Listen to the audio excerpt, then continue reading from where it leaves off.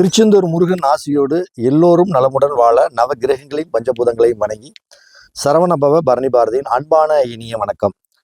இன்னைக்கு நம்ம பார்க்கக்கூடிய ஒரு காணொளி அப்படின்னு பார்த்தோம்னா, எல்லா வகையிலையும் செல்வம் தேடி வரக்கூடிய வீடு ஒன்று கட்ட முடியுமா அப்படின்னா, இது எல்லாத்தோடைய ஒரு கேள்விகளும் கூட. எல்லா வகையிலையும் நம்மளுக்கு அதிர்ஷ்டம், செல்வாக்கு, ஒரு கடன் இல்லாத வீடு இப்படியெல்லாம் அமையுமா அப்படின்னா நிச்சயம் கட்ட முடியும். அதற்கு விதி கொடுப்பன அப்படிங்கிற ஒரு விஷயத்த நம்ம பார்க்கணும். அதாவது சட்டியில என்ன இருக்குதோ அதுதான் அகப்பில வரும். அதுதான் என்ன சொல்றாங்கன்னா, விதி கொடுப்பனை என்ன இருக்குதோ அதை தன்னுடைய மதி அப்படிங்கக்கூடிய புத்திகள் அடிப்படையில் நம்ம செயல்படுத்தணும். இது என்ன விதி கொடுப்பனை அப்படின்னா, முதல்ல வீடு கட்டுறதுக்கு அவங்கவுங்களுடைய ஜாதகத்துல ஒரு கொடுப்பனை இருக்கும். அந்த கொடுப்பனை என்ன அப்படிங்கிறத நம்ம தெரிஞ்சுக்கணும். அந்த கொடுப்பனை என்னன்னே தெரியாம நம்ம பாட்டுக்கு ஒரு வீடு கட்டுறதுக்கு உடனே இடத்த வாங்க வேண்டியது, அளக்க வேண்டியது, போரை போட வேண்டியது, அப்படி இப்படின்னு பண்ணி உடனே டக்குன்னு அது எந்த நாளாக இருந்தாலும் சரி, எந்த மாசமா இருந்தாலும் சரி, போடு ஆள் வந்துட்டாப்புல கட்டுறது கொத்தனார் வேலை ரெடியா இருக்காரு, போட்டு வீட்டு வேலையை ஸ்டார்ட் பண்ணி வேலையை ஆரம்பிங்க அப்படிங்கிறது போயிடுறது.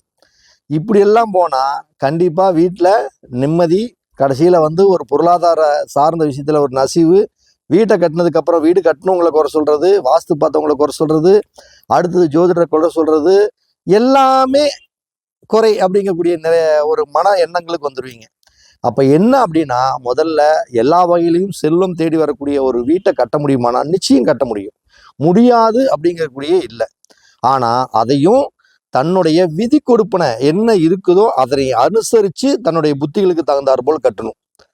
அப்ப நம்ம ஜாதகத்துல வீடே கட்டக்கூடாது இந்த நேரங்காலம் அப்படின்னா அந்த நேரத்துல வீட்டு வேலையை நம்ம துவங்கக்கூடாது. நீங்க எல்லாருமே இதைத்தான் இங்க யோசனை பண்ணணும். வீடு கட்டுறதுக்கு உண்டான கொடுப்பனை இருந்ததுன்னா அந்த வேலையில இறங்கணுமே தவிர, வீடு கட்டுறதுக்கு உண்டான கொடுப்பனை விதி தலையெழுத்து இல்லை அப்படிங்கிறப்ப நீங்க கட்டக்கூடாது. அப்ப உங்களுடைய ஜாதகத்திலேயே நீங்க வீடு கட்டக்கூடிய ஒரு அமைப்பு உங்களுக்கு நல்லபடியா அமையுமா வீடு, இல்ல நல்லபடியா அமையாதா, இல்ல வீட்டினால நீங்க கண்டிப்பா சிரமங்களை அனுபவிப்பீங்களா அப்படின்னா நிச்சயம் அந்த ஜாதகமே உங்களுக்கு அழகா எடுத்து சொல்லும். அதுதான் அந்த வீடுங்கக்கூடிய அந்த 4ஆம் பாவம். அப்ப அந்த 4ஆம் பாவம் அப்படிங்கக்கூடிய இடம்தான் வீட்டை பத்தி சொல்லக்கூடிய இடம்.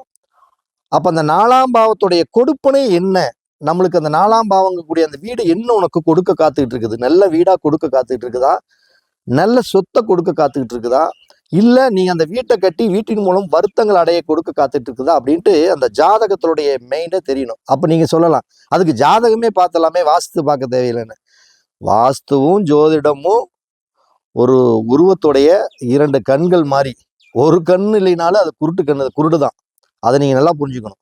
2ஐயும் பாருங்க அப்படிங்கிறதுக்காக தான் நம்ம இந்த வீடியோ பதிவே பேசுறோம். அப்ப இந்த 4ஆம் பாவத்துல எப்பயுமே இந்த ராகு பகவான், கேது பகவான், இந்த மாந்தி இவங்க எல்லாமே இருந்தா விதியிலேயே கொஞ்சம் நீங்க வீடு கட்டுறதுல கவனமா செயல்படணும் அப்படிங்கிற ஒரு கணக்குக்கு நீங்க ஃபர்ஸ்டே வந்துடணும். அதே மாதிரி இந்த 4ஆம் இடம் அப்படிங்கக்கூடிய ஒரு வீடு எப்பயுமே ஒரு சூன்யம் ஆகி போயிட்டாலும் சரி, அல்லது ஏதாச்சும் ஒரு பாதகமாக அமைஞ்சிட்டாலும் சரி, நீங்க எல்லாம் வீடு கட்டுறப்ப கரெக்டா ஜாதகரை, நல்ல ஒரு ஜோதிட ஆலோசகரை, வாஸ்து ஆலோசகரை கரெக்டாக ஹேண்டில் பண்ணி ஒரு வீட்டை கட்டினீங்கன்னா எல்லா அதிர்ஷ்டம் தேடி வரக்கூடிய வீடாக அமைஞ்சிடும். ஓகேங்களா? அப்போ எல்லா வகையிலையும் தேடி வர்ற மாதிரி ஒரு வீட்டை அமைக்கிறதுக்கு முன்னாடி உங்களுக்கு ஜாதகத்தில் புத்தி நடத்தக்கூடியவர் வீடு கட்டுறதுக்கு உண்டான அதிர்ஷ்டங்களை வாரி வழங்குகிறாரா அப்படிங்கிறத ஒரு பார்த்துக்கிட்டு வாரி வழங்குகிறார் அப்படின்னு மட்டும் தெரிஞ்சதுக்கு அப்புறம் தான் நீங்கள் வாஸ்துக்குள்ளேயே உள்ள வரணும். அப்போ ஒரு அதிர்ஷ்டம் தரக்கூடிய வீடு அப்படின்னா அதை எப்படி எல்லா வகையிலையும் அதிர்ஷ்டம் இருக்கணும். எப்படி ஒரு இடம், பார்க்கக்கூடிய பார்வை, அதில் கட்டக்கூடிய ஒரு அமைப்பு, சுற்று வட்டாரங்கள் இருக்கக்கூடிய ஒரு அமைப்புகள், இதை அனைத்தும் வச்சு தான் நம்ம அந்த வீடு செல்வம் தரக்கூடிய வீடான்னு முடிவு பண்ணணும்.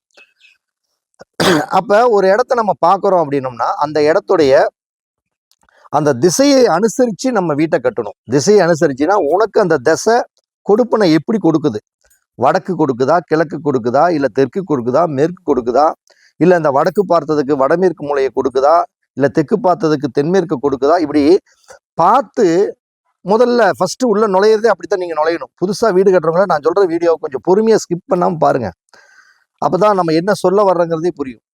அப்ப அந்த வீட்டுடைய டைரக்ஷனை தெரிஞ்சுக்கிட்டோம்னாவே, ஓ நம்மளுக்கு கொடுப்பனை இப்படித்தான், அப்ப நம்ம வீடு வந்து இந்த திசையை பார்த்து தான் கட்டணும் அப்படின்னு கட்டணுமே தவிர, அதை விட்டுட்டு எனக்கு நான் ரோடு முன்னாடி இருக்குது, நான் ரோட்டை பார்த்தே கட்டுவேன், அது எந்த திசையா இருந்தாலும் சரி அப்படின்னு வந்து வீண் விவாதங்கள் பண்ணக்கூடாது. இங்க வந்து விதி கொடுப்பனை கரெக்டா வேலை செய்யும். அதாவது ஒரு ஜாதகத்துல உங்களுடைய 4ஆம் இடக்கூடிய வீடுங்கிற ஸ்தானம் ஏதாச்சும் ஒரு பாதிக்கப்பட்டு இருந்தா, நீங்க என்னதான் நல்ல அளவு போட்டு கட்டுனாலும் ஏதோ ஒரு ரூபத்துல உங்களை வந்து கெடுக்கிறதுக்கு தயாராகிட்டே இருக்கணும். நீங்க அப்படியே கண்ணும் கருத்துமா அப்படியே விளக்கெண்ணெய் ஊத்தி பார்த்துக்கிட்டு இருக்கிற மாதிரி பார்த்துக்கிட்டு இருக்கணும். அபிலாசைகளை ஆசைகளை உள்ள அடக்கக்கூடாது. அப்ப 4ஆம் இடம் சூனியமாகி போச்சு, பாதகமாகி போச்சு அப்படின்னா மேக்சிமம் அதிகபட்சம் நம்முடைய கைக்கு தகுந்தாற் போல் அளவாக கடன் ஒரு கட்டுக்குள் இருக்கிற மாதிரி வச்சு வீட்டை கட்டணும். கடன் வாங்கி அதிகம் இல்லாம கடனோட கட்டக்கூடாது. அப்படி கட்டிட்டீங்க அப்படின்னா நீங்க பல விதத்துல சிரமத்தை அடைவீங்க. அப்ப இடத்தோடைய அந்த திசை காட்டும் கருவி எப்பயுமே ஒரு வடக்கு சார்ந்த கிழக்கு, அதே கிழக்கு சார்ந்த வடக்கு, இது மாதிரி அந்த உச்சப்பகுதியை நோக்கி இருக்கக்கூடிய ஒரு அமைப்புகளோடு இருந்தது அப்படின்னா, அல்லது சரியாக ஒவ்வொரு திசையும் 90 டிகிரிக்காக இருந்தது அப்படின்னா, அந்த வீடு உண்மையிலுமே முதல்ல செல்வத்தை வரவழைக்கிறதுக்கு உங்க வீடு தகுதியான வீடு. அதை நீங்க ஃபர்ஸ்ட் புரிஞ்சுக்கலாம். 2வது, எப்பயுமே நீங்க எந்த கார்னரையுமே தயவு செய்து வெட்டாதீங்க. ஒவ்வொருத்தரும் பாத்தீங்கன்னா அந்த மூளை அந்த கரெக்டா ஒரு எப்பயுமே வீடு செவ்வகமா இல்லைன்னா சதுரமா இது மாதிரி தான் இருக்கணும். அதான் நல்ல மனைய. அப்ப நீங்க செவ்வகமா இல்லாம ஒரு மூளையை மட்டும் கட் பண்ணி அதுல ஒரு சிட் அவுட் போடுற மாதிரி, இல்லைன்னா அதை கட் பண்ணி கார் நிறுத்துற மாதிரி இப்படி எல்லாம் பண்ணாதீங்க. அப்படி கட் பண்ணீங்க அப்படின்னா நீங்க அந்த வீட்டிலுடைய செல்வம் உங்களுக்கு கட்டாகும் அப்படிங்கிறது நீங்க நல்லா உணர்ந்துங்க. அப்ப எந்த மூளையும் கட் பண்ணக்கூடாது. ஒரே செவ்வக டைம் தான் நீள் சதுரமாக ஒரு 60க்கு 40 வீடு அப்படின்னு ஒரு கணக்கு தான் சொல்றேன். ஒரு 22க்கு 32 இப்படின்னா அது மாதிரி ஒரு 4 கார்னரும் கட்டாகாம இருந்தாவே செல்வ நிலை முதல்ல கட்டாகாது. இதை நம்ம நல்லா புரிஞ்சுக்கணும். அதுக்கு மேல அடுத்தது வந்து நம்ம ஒரு இடத்த வந்து நம்ம தேர்வு செய்யும் பொழுது அந்த இடம் வந்து நீங்க யார்கிட்டயாச்சும் வாங்கியிருப்பீங்க, இல்ல அந்த வாழ்ந்தவங்க நல்லா இருந்திருப்பாங்க, இல்ல அந்த வாழ்ந்தவங்க என்னென்ன எப்பயுமே ஒரு ஒரு கர்மா ஒண்ணு நடக்குது அப்படின்னா, ஒண்ணு அந்த பஞ்சபூதங்களுடைய தத்துவங்கள் அடிப்படையில் தான் நடக்கும். அதாவது நிலம், நீர், காற்று, ஆகாயம், இந்த மாதிரி நெருப்பு இதன் மூலமாகத்தான் நடக்கும். அப்ப அவங்க என்ன ஒரு கர்மா காரியங்கள் ஒரு இடத்துல இருந்து செஞ்சிருந்தாலும் அந்த வீட்டுல அந்த நிலத்துல வந்து தங்கும். அப்ப அப்படி தங்கும் பொழுது என்ன ஆகும், அவங்க செய்த பாவ வினைகள் பூரா அந்த இடத்துல இருக்கும். நல்லது செஞ்சாலும் இருக்கும், கெட்டது செஞ்சாலும் இருக்கும். அப்ப அந்த கர்மாக்கள் எப்படி இருக்கு அப்படிங்கிறது நமக்கு தெரியாது. நம்ம ஒரு அந்த இடத்த வாங்கிடுவோம். அப்ப அந்த இடம் அந்த கர்மாவை அப்படியே சொல்லிக்கிட்டே இருக்கும். வீட்டுக்கு நிலத்துக்கு எப்பயுமே உயிர் இருக்குது, எல்லாமே நீங்க தெரிஞ்சுக்கணும். ஒரு வீட்டுல அதனாலதான் பெண்களை வந்து வைக்காதீங்க, அழுகாதீங்க அப்படின்னு நம்ம சொல்றோம். ஏன் சொல்றாங்க அப்படின்னா, அவங்க அழுதுகிட்டே இருந்தாங்கன்னா அந்த வீடு பார்த்துக்கிட்டே இருக்கும், அப்புறம் அழுதுகிட்டே இருக்கும். வீட்டுல என்ன நேரம் நொனன்னு ஏதாச்சும் ஒண்ணு பேசிக்கிட்டே இருந்தீங்க, இல்ல கஷ்டம்னு புலம்பிகிட்டே இருக்கீங்க, பண பிரச்சனை அப்படி இப்படின்னு புலம்பிகிட்டே இருந்தீங்கன்னா அந்த வீடு அப்படிங்கிறது காது இருக்கும், கேட்டுக்கிட்டே இருக்கும். என்ன நேரம் புலம்பிகிட்டே இருக்காங்கன்னா அந்த வீடு எப்பயுமே புலம்ப ஆரம்பிக்கும். எல்லாம் தூங்குனதுக்கு அப்புறம் வீடு புலம்ப ஆரம்பிக்கும். பணம் இல்லை, கஷ்டம், அப்படி இப்படின்னு இப்படியே புலம்பி கடைசியில எல்லா செல்வமும் அங்க வராம போயிடும். அதை நீங்க வீட்டை பொறுத்தளவுக்கு எந்நேரம் சிரிச்ச முகமோட சந்தோஷமாவே கிட்டத்தட்ட ஹேண்டில் பண்ணிட்டு வாங்க. வடிவேல் மாதிரி எவ்வளவு அடி வாங்கினாலும் வலிக்காத மாதிரியே பண்ணிக்கிட்டே இருக்கணும். அதுதான் வீட்டுக்கும் எல்லாம் உசுர் இருக்குது. அப்ப அந்த வீட்டு அப்படிங்கக்கூடிய இடம் நாளைக்கு நீங்க ஒரு வீட்டை கட்டும் பொழுது அந்த முதல்ல நம்ம உட்கார்ற மண்ணு நல்ல மண்ணா, அந்த மண்ணின் மூலம் நம்மளுக்கு வளர்ச்சி இருக்குதா அப்படின்னு பாக்குறதுக்கு அந்த மண்ணோட தரத்துல பேயோட்டம் இருக்குதா, இல்ல தெய்வ நடமாட்டங்கள் உள்ள இருக்குதா அப்படின்ட்டு அந்த பிரச்சனத்தை போட்டு பார்க்கும் பொழுது அந்த இடம் செல்வ செழிப்பை தரக்கூடிய இடமா அப்படின்னு பார்த்துக்கிட்டோம்னாவே முதல்ல நம்ம உள்ள போறதுக்கு ஒரு வளர்ச்சி. அப்ப அப்படி ஒரு வீட்டை முடியும்னா கண்டிப்பா முடியும். ப்ராசஸிங் நம்ம சொல்றது ஒரு சரிய பார்க்கறதுக்கு ஒரு பெருசா தெரியும். ஆனா இப்படித்தான் நீங்க வரையறுத்து கட்டணும். ஏன்னா பழமொழி உங்களுக்கே தெரியும். வீட்டை கட்டிப்பாரு, கல்யாணத்தை பண்ணிப்பாருன்னு பெரியவர்கள் முன்னோர்கள் வந்து இந்த பழமொழி சொல்லியிருக்காங்கன்னா சும்மா சொல்லல. எடுத்த உடனே பூமி பூஜை போட்டு டக்குன்னு வீடு கட்டுங்க முடிவு பண்ணிக்கிறேன்னு சொல்லல. வீடு கட்டுறதுக்கு முன்னாடி தன்னுடைய குடும்பத்தாரையெல்லாம் வரவணைச்சு எப்படி கட்டலாம், என்ன பண்ணலாம் அப்படின்னு டிஸ்கஷனே பழைய காலத்துல எல்லாம் 3 மாசம் 4 மாசம் அவங்க முடிவெடுப்பாங்க. அதனாலதான் அந்த வீட்டை கட்டிப்பாருங்க அப்படிங்கக்கூடிய அந்த பழமொழியே வந்துச்சு. அப்போ ஒரு இடத்த வந்து பிரசன்னம் பார்க்கும் பொழுது அந்த இடத்துல சல்லிய தோஷங்கள் இது பாதிக்கப்பட்டு இருந்தாலும் நீங்க அந்த வீடு வந்து செல்வ செழிப்பை கொடுக்காத வீடாத்தான் அமையும். அப்ப அந்த சல்லிய தோஷத்தை நம்ம நிவர்த்தி பண்ணிக்கிட்டு தான் முதல்ல பூமி பூஜை போடுறதுக்கு உண்டான அமைப்புகளா இருக்கும். அதே மாதிரி எல்லா வகையிலும் செல்வம் வரணும்னா எப்பயுமே இந்த செல்வ செழிப்பு அப்படின்னாவே முதல்ல குருவும் சுக்கிரனும் தான், வடக்கும் கிழக்கு திசையும் தான். அப்ப அந்த வடக்கு கிழக்கு இந்த 2 திசைகளிலிருந்து அதிக காற்றோட்டங்கள், அதிக வெளிச்சங்கள், சூரிய வெளிச்சங்கள் இதெல்லாம் வர்ற அளவுக்கு நல்ல அப்படியே விரிஞ்ச இடமா, நல்ல காலி இடமா முதல்ல விடணும். அப்படி விட்டாவே பணத்தருத்தரம் இல்லாம இருக்கலாம். ஸ்டெப்பே எப்படியோ ஒண்ணு கஷ்டமா இருந்தாலும் தேவைக்கு தகுந்தாற் போல் நிச்சயம் பணம் வந்து தீருமானா கண்டிப்பா பணம் வந்து தீரும். அதை நீங்க நல்லா கவனமா கடைபிடிச்சுக்கணும். அப்ப ஒரு ஜாதகத்தையும் பார்த்துட்டதுக்கு அப்புறம் ஒரு வீடு கட்டலான ஒரு அமைப்பு இருக்கிறப்ப நல்ல ஒரு ஆலோசனை பண்ணி வடக்கு கிழக்கு அதிக காலி இடம் விட்டு ஒரு வீட்டை வந்து தென்மேற்கு மூலையில கொண்டு போய் ஒரு படுக்கை அறையை கரெக்டா அமைச்சு, 2வது படுக்கை அறையை வடமேற்கு மூலையில அமைச்சு, சமையல் அக்னி மூலையில அமைச்சு, டாய்லெட் பாத்ரூம் அப்படிங்கக்கூடிய அறைகளை எல்லாம் வந்து வடமேற்கு மூலையில அமைச்சு சரியா அமைச்சாவே கிட்டத்தட்ட நம்ம ஒரு 80% பக்காவா வந்துடலாம். இதுல ரொம்ப நம்ம கண்ணு கருத்துமா கவனமா பார்க்க வேண்டியது வந்து இந்த பிரம்மஸ்தானம் அப்படிங்கக்கூடிய அந்த மையம், அந்த மையப்பகுதி மட்டும் வெட்டுப்படல அப்படின்ட்டாவே செல்வம் தானாக வீட்டுக்கு தேடி வரும். பிரம்மஸ்தானம் வெட்டுப்படல அப்படின்னாவே செல்வம் தானாக தேடி வரும். அப்படி அந்த தேடி வந்த செல்வம் நிலைச்சு நிற்கும். அப்படி செலவானாலும் அது சரியான ஒரு நல்ல காரணங்களுக்கு செலவாகும்.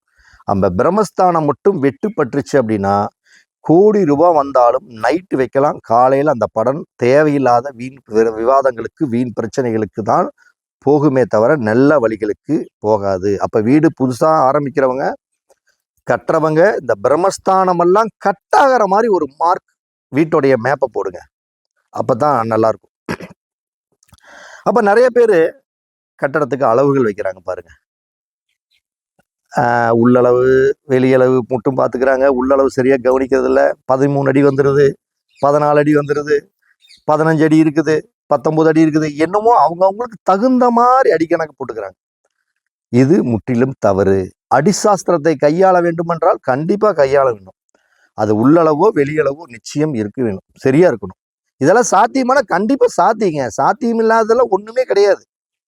ஆனா நம்மளுடைய ஆசைகளை கொஞ்சம் குறைச்சு கொண்டா கண்டிப்பா நம்மளுடைய வீடு அப்படிங்கிறது சரியான அமைப்புல கட்ட முடியும்.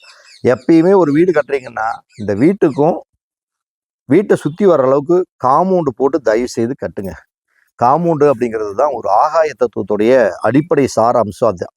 அது இல்லாம கட்டினீங்கன்னாவே கொஞ்சம் டிராபேக் அடைஞ்சிருவீங்க. அப்ப நீங்க ஒரு வீடு வந்து வாஸ்துப்படி மேப்பு போடுறது முக்கியம் இல்லை, அது பிரம்மஸ்தானம் வெட்டுப்படாத அளவுக்கு போடணும். அதே மாதிரி ஒவ்வொரு அறைகளும் சரியான வாஸ்துப்படி போடணும். ஒவ்வொரு ரூமும் எல்லாமே துல்லியமான அளவுகளோடு இருக்கணும். இதையெல்லாம் தாண்டி வந்து மனப்பொருத்தம், நிச்சயமாக நம்ம அடிக்கடி வீடியோவில் சொல்றது மனப்பொருத்தம் பார்க்கணும். மனப்பொருத்தம் அப்படிங்கிறது ஒரு விதத்துல மனப்பொருத்தமும் கூட. நல்லா புரிஞ்சுக்கங்க, மனைப்பொருத்தம் என்பது ஒரு விதத்துல மனப்பொருத்தம்.